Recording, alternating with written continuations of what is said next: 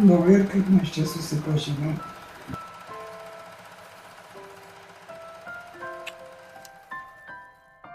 Piršlybų beveik ir nebuvo. Pirmiausia, tėtis ar jam pagimdysi dukrelę, tokią kaip Snieguolė. Tėtis sakė, aš vis tiek pagimdysiu mergaitę.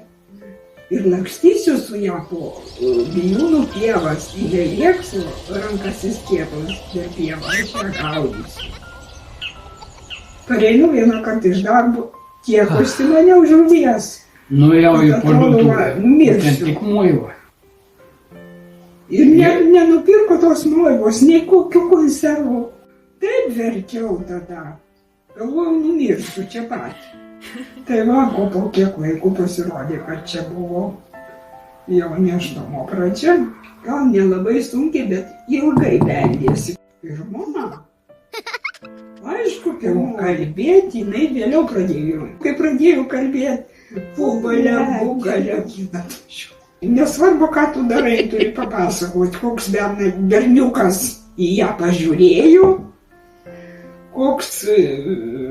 koks pastūmė, nu, tipo kabino pakalbėti. O jau kalbėti tai jau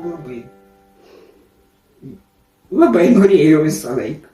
Nuvažiavus pirmą kartą į Palangą, nedaėjus iki jūros, gitanėlę tarp pušų pylė smėlį ant galvos ir jau, kad Palanga čia.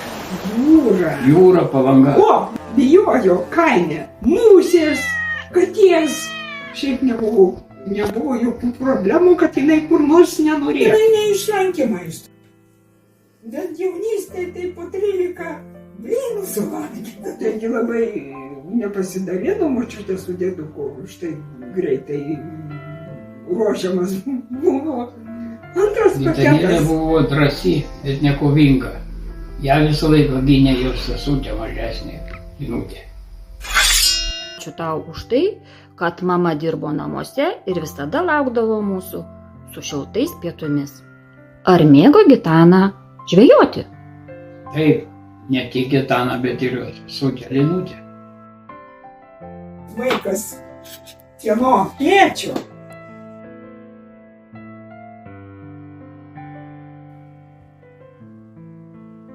Su gimtadieniu, Gitanėlė. Daug sveikatos, ištvermės ir geros nuotaikos tavo nelengvame gyvenime. Toliau mama pasakys.